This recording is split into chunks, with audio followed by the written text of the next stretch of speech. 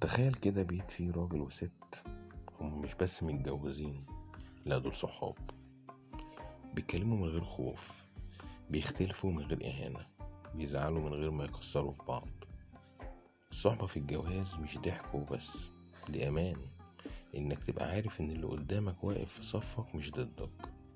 لما الراجل يبقى مصاحب مراته هيسمع قبل ما يحكم وهيفهم قبل ما يعند. ولما الست تبقى مصاحبة جوزها هتحكي من غير ما تخاف وهتطلب من غير ما تحس إنها تقيلة. خلي بالك إن الخلافات مش هتختفي، بس هتتحل بهدوء، لأن مفيش خصومة، في اتنين على مركب واحدة. البيت اللي فيه صحبة بيضحك أكتر وبيستحمل أكتر وبيعدي الأزمات بخسارة أقل.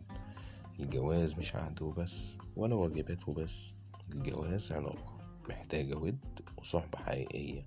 فلو عايز حياة أهدى ابدأ إنك تبقى صاحب قبل ما تبقى زوج.